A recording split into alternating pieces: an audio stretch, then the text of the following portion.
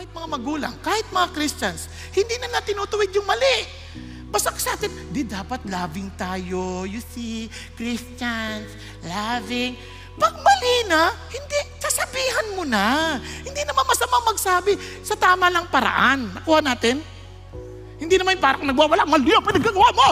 Sa bunutan mo yung anak mo ganyan. Walang ganun. Hindi naman ganun eh. Kaya di mo naman sabihin, anak, mali ang ginagawa mo. Huwag mo nang dalhin sa social media. Kaya na mag-usap kayo, pamilya. Di ba? Yung iba nagsasagutan sa social media eh. Di ba? Ay, wag kayong tayo. Minsan tayo nagkaganyanan. Magkakapatid sa social media, mga Christian sa social media nagsasagutan. Ano ba?